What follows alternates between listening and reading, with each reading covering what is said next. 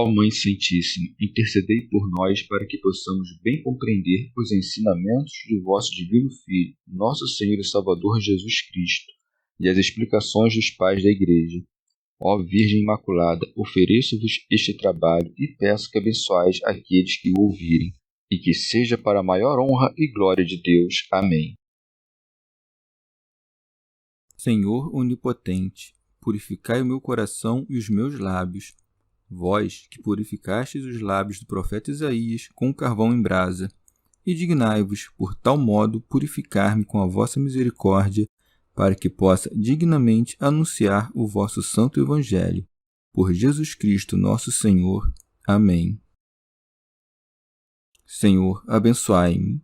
Que o Senhor resida no meu coração e nos meus lábios, para que anuncie digna e convenientemente o seu Evangelho. Amém. Evangelho de Nosso Senhor Jesus Cristo, segundo São Mateus. Segundo anúncio da paixão e o tributo para o templo pago por Jesus e por Pedro.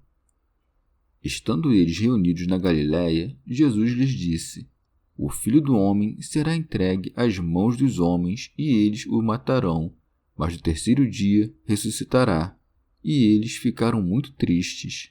Quando chegaram a Cafarnaum, os coletores da didracma aproximaram-se de Pedro e lhe perguntaram: Vosso mestre não paga didracma? Pedro respondeu: Sim. Ao entrar em casa, Jesus antecipou-se-lhe, dizendo: Que te parece, Simão? De quem recebem os reis da terra tributos ou impostos? Dos seus filhos ou dos estranhos? Como ele respondesse dos estranhos, Jesus lhe disse: Logo, os filhos estão isentos. Mas, para que não os escandalizemos, vai ao mar e joga o anzol. O primeiro peixe que subir, segura-o e abre-lhe a boca. Acharás aí um estáter. Pega-o e entrega-o a eles por mim e por ti. Comentários dos Pais da Igreja. Remígio de Auxerre. Muitas vezes o Senhor havia predito a seus discípulos os mistérios de sua paixão, com o objetivo de que, quando acontecessem, pudessem suportá-los melhor por já conhecê-los de antemão.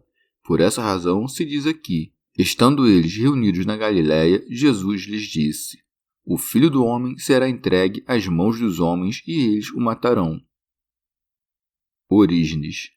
O que se diz nessa passagem é, à primeira vista, uma coisa tão parecida ao que se disse mais acima, que qualquer um diria que o Senhor não fez mais do que repetir o mesmo. Mas não é assim, porque não se disse mais acima que seria entregue, e aqui não só diz que será entregue, como também que será entregue às mãos dos homens. Refere o apóstolo que o Filho foi entregue por Deus Pai, mas também é verdade que foi entregue às mãos dos homens, por seus poderosos inimigos. São Jerônimo. Sempre estão unidos as tristezas e os consolos. Dizemos isso porque, se a morte do Senhor os entristece, o que se diz a continuação deve alegrar, mas no terceiro dia ressuscitará. São João Crisóstomo. Não disse o Senhor que estaria muito tempo morto, mas que ressuscitaria ao terceiro dia. Orígenes. Quando o Senhor predisse estas coisas a seus discípulos, encheram-se de tristeza, e eles entristeceram-se em extremo, não tendo presente o que a continuação se acrescentou, mas no terceiro dia ressuscitará, nem considerando quem era aquele a quem bastariam 3 dias para destruir a morte. São Jerônimo. A tristeza extrema que tinham os discípulos não era resultado de sua incredulidade, e sim do amor que tinham por seu mestre, que não lhes permitia ouvir com paciência dele coisa alguma sinistra e humilhante. Comentário de São Tomás de Aquino em forma de glosa. Já que os discípulos se puseram tristes depois de ouvirem sobre a paixão do Senhor, e para que ninguém atribuísse a necessidade e não a humildade à paixão de Cristo, acrescenta o evangelista um feito que demonstra a liberdade e a humildade de Cristo. Por isso diz: Quando chegaram a Cafarnaum, os coletores da didracma aproximaram-se de Pedro e lhe perguntaram: vosso mestre não paga de dracma? Santo Hilário de Poitiers. Pede-se ao Senhor que pague os de dracmas, isto é, os dinares. A lei impunha este imposto a todo Israel, pela redenção do corpo e da alma, e a fim de atender ao ministério do templo. São João Crisóstomo. Quando Deus matou todos os primogênitos egípcios, recebeu ele a tribo de Levi em seu lugar. Depois, porque o número desta tribo era menor que o de primogênitos que havia entre os judeus, ordenou que se pagasse um siclo para perfazer este número. Daqui vem a origem do costume de pagar um imposto pelos primogênitos. Como Cristo era primogênito, por isso lhe exigiam o tributo e se aproximavam de Pedro para pedi-lo, porque lhes parecia que era o principal. Eu sou da opinião que não exigiam em todas as cidades esses tributos, mas se exigiram o tributo de Cristo em Cafarnaum é porque acreditavam que essa era sua pátria. São Jerônimo. Ou de outro modo, a Judéia foi feita tributária depois de César Augusto. Todos os recenseados estavam obrigados a pagar o imposto, daí que José e Maria, que eram da mesma tribo, tiveram de ir a Belém. E como o Senhor havia crescido em Nazaré, lugar da Galiléia, vizinha a Cafarnaum, por isso se lhe pede ali um tributo. Os que cobraram o tributo não se atreveram a pedi-lo a Cristo, por causa da fama de seus milagres, e por isso se dirigem ao discípulo. São João Crisóstomo. E não o exigiram com muita veemência, mas com grande doçura e tampouco em forma de acusação, mas se dirigiram ao discípulo perguntando-lhe: vosso mestre não paga o de dracma? São Jerônimo. Ou também perguntam com malícia se Cristo pagava os impostos para ver se oporia à vontade de César. São João Crisóstomo. Que responde Pedro? Diz que sim, e o diz àqueles a quem paga, e não a Cristo, talvez porque lhe causasse vergonha falar dessas coisas com Cristo. Comentário de São Tomás de Aquino em forma de glosa. Ou de outro modo, respondeu Pedro que sim, isto é, certo que não paga. Tratou Pedro de comunicar ao Senhor que os herodianos lhe pediam um imposto, mas o Senhor o preveniu de onde segue. Ao entrar em casa, Jesus antecipou-se-lhe, dizendo: que te parece, Simão? De quem recebem os reis da terra tributos ou impostos? Dos seus filhos ou dos estranhos? São Jerônimo. Antes que Pedro lhe sugerisse a ideia, o Senhor lhe pergunta, a fim de que não se escandalizassem os discípulos pela exigência do imposto, vendo que ele sabia tudo o que se fazia em sua ausência. Segue. Como ele respondesse, dos estranhos, Jesus lhe disse: logo, os filhos estão isentos. Orígenes. Esta passagem tem dois sentidos. Segundo o primeiro, os filhos dos reis da terra estão livres entre os reis da terra.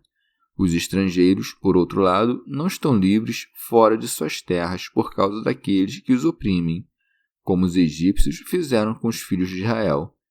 De acordo com o segundo sentido, pela mesma razão de que alguns são estranhos aos filhos dos reis da terra, mas são filhos de Deus, estão livres aqueles que permanecem nas palavras de Jesus e conseguiram a verdade, e a verdade os libertou da servidão do pecado. Mas os filhos dos reis da terra não estão livres, porque todo aquele que comete um pecado é escravo do pecado. São Jerônimo. Mas nosso Senhor era filho de rei, seja segundo a carne, seja segundo o Espírito, posto que descendia da estirpe de Davi e era o Verbo do Pai onipotente. Logo, como filho de rei, não devia impostos. Santo Agostinho. Diz que em todo o reino os filhos são livres, isto é, não são tributáveis. Com muito mais razão, devem estar livres em qualquer reino os filhos do reino daquele sob o qual estão todos os reinos da terra. São João Crisóstomo. Mas, se ele não era filho, em vão nos propôs este exemplo. Porém, alguém dirá, é filho, mas não o é propriamente, portanto é estranho. Deste modo, o exemplo não tem valor. Eu direi que Cristo fala aqui dos filhos naturais e próprios.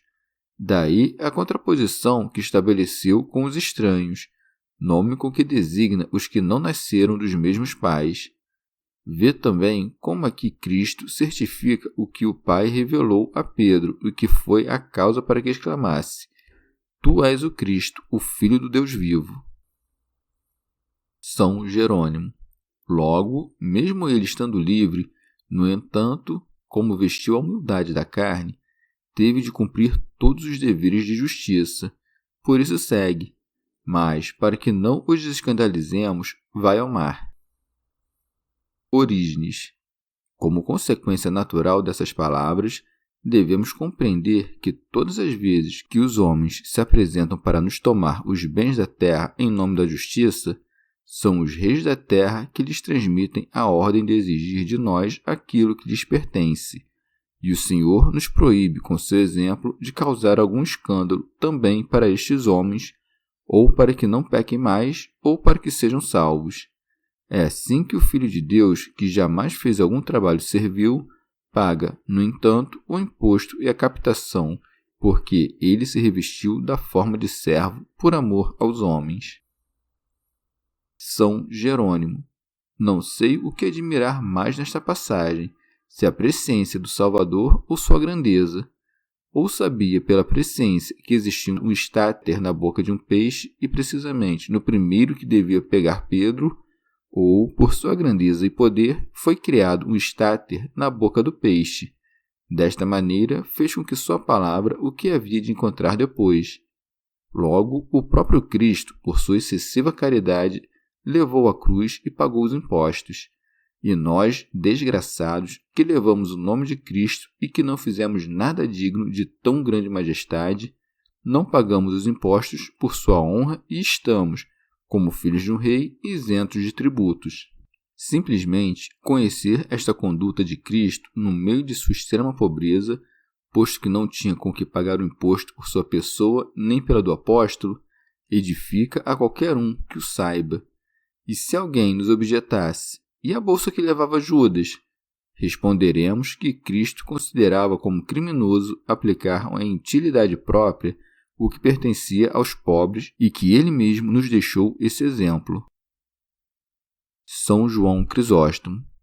Ou também que não quer que se dê do dinheiro que levavam para fazer ver que ele era o Senhor do mar e dos peixes. Orígenes. Ou também porque não levava a imagem do César, pois o príncipe deste mundo nada tinha a ver com ele. Por isso, não tomou a imagem de César das coisas que possuía, mas das profundezas do mar. Ele não recebeu o estáter, nem o fez propriedade sua, para que a imagem do César não estivesse junto à imagem do Deus invisível. Vede a prudência de Cristo, que não se recusa a pagar o tributo, e tampouco manda que se pague da maneira ordinária. O Senhor manifesta, primeiro, que não está sujeito ao imposto, e depois o paga. Fez isso, ou seja, pagou o imposto, para que não se escandalizassem os cobradores, e o primeiro, isto é, manifestar que não estava sujeito, para que não se escandalizassem os discípulos. Quando os fariseus estabeleceram sua doutrina sobre as comidas, o Senhor desprezou o escândalo dos próprios fariseus. Deste modo, mostra-nos como saber quando convém não desprezar aos que se escandalizam e quando é oportuno ignorá-los. São Gregório Magno. Devemos considerar que estamos na obrigação de evitar o escândalo em tudo em que não há pecado. Mas, se o escândalo tem sua origem na verdade, então é preferível permitir que nasça o escândalo a deixar a verdade. São João Crisóstomo. E assim como nos causa assombro a virtude de Cristo, assim também deve nos encher de admiração a fé de Pedro, que obedeceu a uma coisa tão difícil. Por isso o Senhor o recompensou por sua fé, incorporando-o a si na paga do imposto, coisa que lhe foi sumamente honrosa. Por isso diz: acharás aí um estáter, pega-o e entrega-o a eles por mim e por ti. Comentário de São Tomás de Aquino em forma de glosa. Era costume que cada um pagasse por sua pessoa um didracma, e o estáter tinha o peso de 2 didracmas. Orígenes. Em sentido místico, no campo da consolação, isto é o que significa a palavra Cafarnaum, o Senhor consola a todos os discípulos e declara-os filhos livres, dando-lhes o poder de pescar este primeiro peixe, para que, quando este ascender, receba Pedro a consolação sobre aquele que foi pescado. Santo Hilário de Poitiers. Quando o Senhor aconselha Pedro que vá buscar o primeiro peixe, indica-nos também que subirão outros muitos. O bem-aventurado e primeiro mártir Estevão subiu primeiro, levando em sua boca um estáter, no qual estava contido o didracma da nova pregação, como se fosse o valor de 2 dinares, porque pregava a glória de Deus e o Senhor Cristo, considerando-o fixamente em sua paixão. São Jerônimo, ou também este primeiro peixe que foi pescado foi o primeiro Adão, que pelo segundo Adão foi libertado, e o que se encontrou em sua boca, isto é, em sua confissão, foi dado por Pedro e pelo Senhor. Orígenes. Quando vires algum homem avarento corrigido por algum Pedro que lhe tirou de sua boca palavras de interesse, diz que esse homem subiu do fundo do mar, ou seja, do meio das ondas dos cuidados próprios da avareza, pendente do anzol da razão, e que foi pescado e salvo por algum Pedro, que lhe ensinou a verdade para que tenha, em lugar do estáter, a imagem de Deus, isto é, sua palavra. São Jerônimo. É belo que se pague uma mesma quantidade pelo Senhor e por Pedro, mas em sentido diferente, porque a quantidade é dada por Pedro, como por um pecador, mas Nosso Senhor jamais cometeu pecado. Mostra-se, no entanto, a semelhança da carne, pelo fato de que tanto o Senhor quanto o servo são libertados pelo mesmo preço. Chegamos ao fim de mais um dia de comentários da Catena Áurea. Muito obrigado por ficarem até aqui, que Nossa Senhora derrame suas graças sobre nós e até amanhã.